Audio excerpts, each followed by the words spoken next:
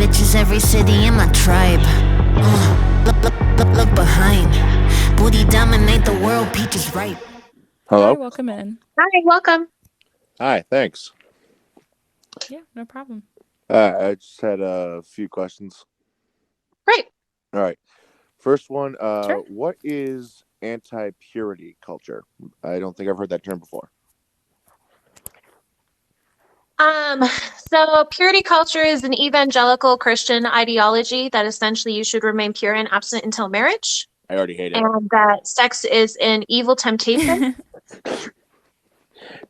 I'm sorry, I didn't mean to make the joke so early, but the fact that you just started with evangelical, it shut me down. Okay, Damn. I'm sorry, I missed what you said. I said when you said evangelical, I just said I already hate it. Okay, okay, good. Yeah. All right. I Well, concur.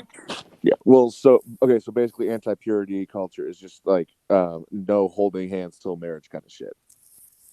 Yeah, it essentially kind of demonizes sex as an evil temptation and puts that your value is in your abstinence. It also kind of creates a binary that either you are holy or a whore, for lack of a Yeah. better word. And then essentially when you get married, you're kind of supposed to like flip this switch. And so it just has a lot of psychological and social damage by placing so much value on if you've had sex or not. Well, I don't think with that aspect, it's just about the pressure on if you had sex or not. It's also the pressure mostly on women because this seems to be something that affects women mostly because when men go around doing like advances, people are like, yeah, he's just a man. It's like his thing.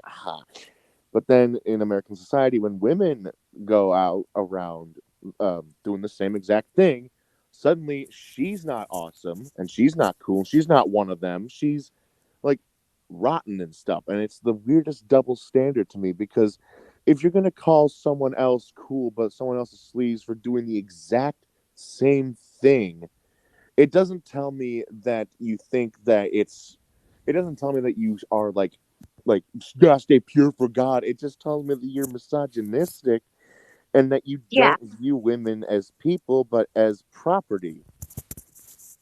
very It's true. almost, And I will say purity culture does also place abstinence on the man as well. So I yeah. don't want to limit that there are, there is a equal share of negative things it does to man, especially, that he's responsible or shamed for his thoughts, and women are responsible and shamed for their presence around men, essentially. Oh yeah, no. I do know that there's also the stigmatism with men as well.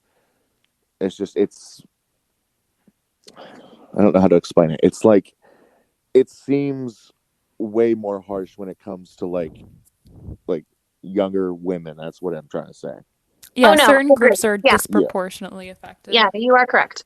Yeah. All right. I guess my second question is: do you agree that pro-abortion is not the same thing as pro-choice? Yes. Okay. Hmm. I've had a lot of debates when I did like the pro-choice debate thing, and a lot of people are like, "Well, when you're pro-abortion, you really just gotta recognize that abortion's evil," and then they're just like, "I'm not pro-abortion. That's not what I am." And they're like, "It's the same thing. It's the same thing." No, it's not. No, it's not. No, I've had friends who have gotten pregnant who have been in like really toxic relationships, not in a great place in life, like financially or even emotionally. And I haven't told them like to go get an abortion. If they want their baby, I support them. Yeah. That's the thing. People always think that when people always think that when they say pro-choice, they don't think it means like, oh, we're just wanting you to do the choice that is like women empowered, because I think that abortion is something that is meant to be women empowering. It's not women empowering. It is just a fundamental right to have health care. That's all it is. And Exactly. it should. Yes. It is. I guess it should. I guess it should backtrack. It is a woman's thing because it's a woman's right issue. So I guess there's that.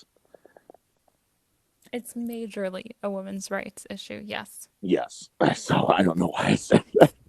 No, you're good. All No, we right. we love a dope feminist man. Thanks.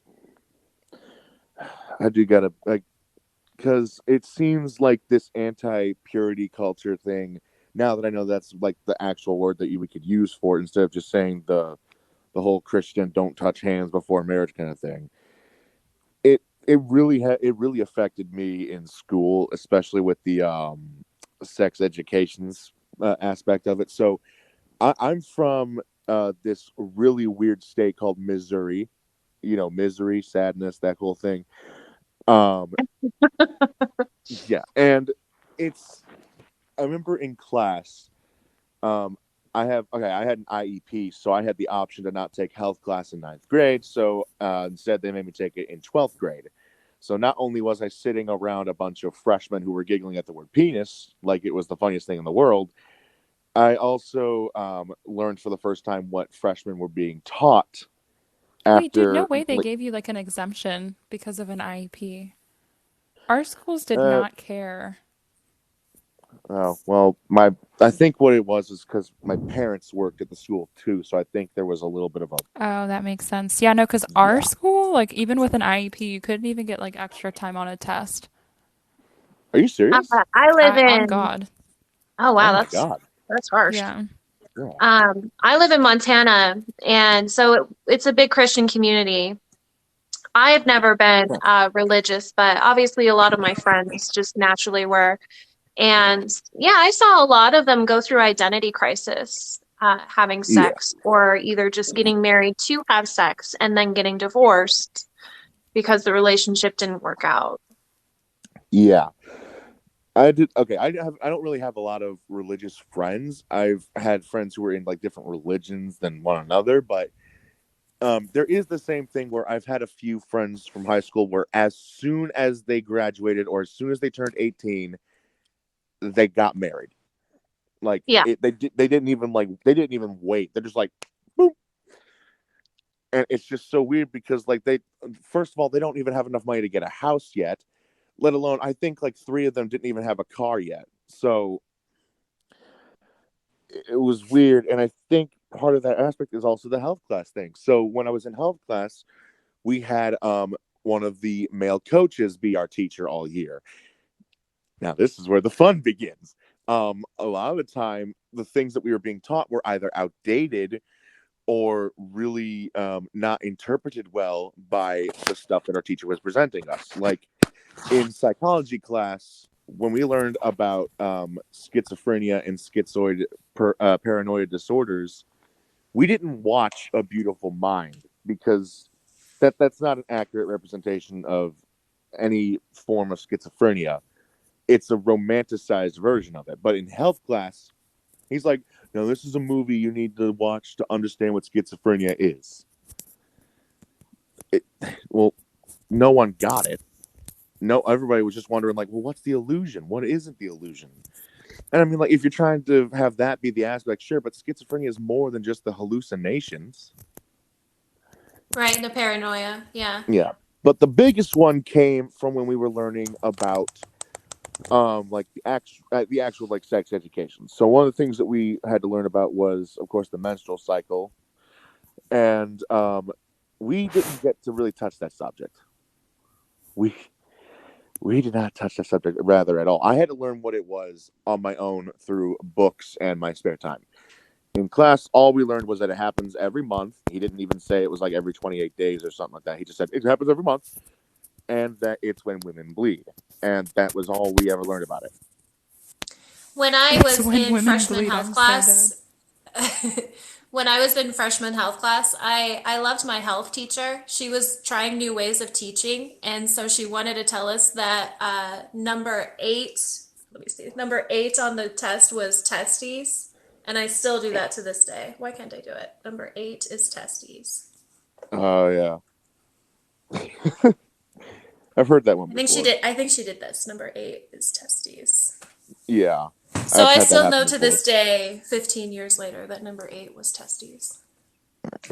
All right. My last question before I go off to let some other people on here, um, hopefully not like a bunch of dickheads who are trying to be like, you don't understand why abortion's wrong. I mean, I know that's the whole point of it, but I hope that none of them are like actual like Oh fucktards. no, You know what I I mean? have a series on my TikTok called Gmod, which is Garbage Man of the Day. So hope you follow.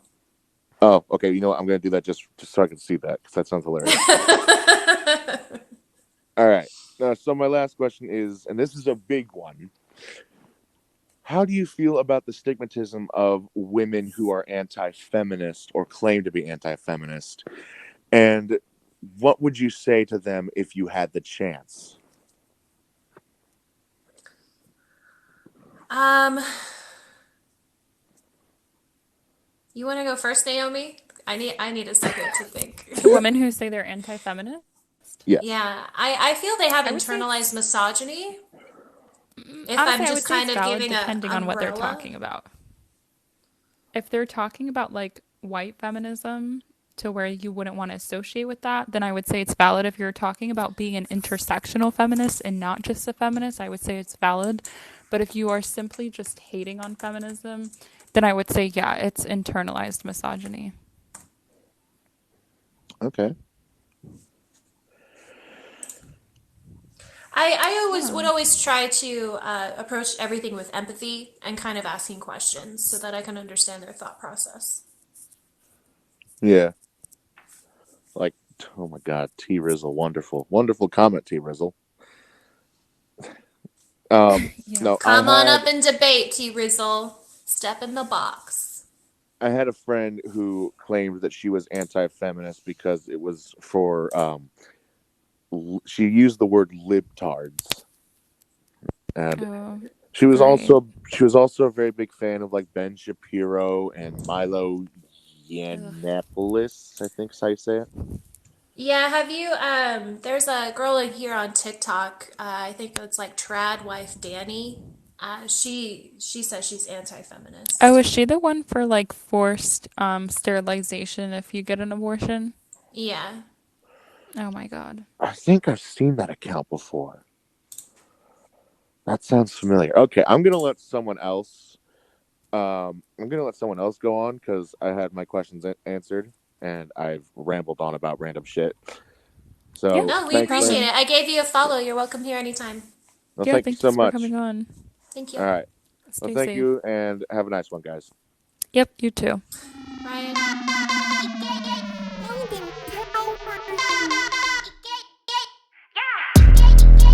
I'm so fucking cute, bitch.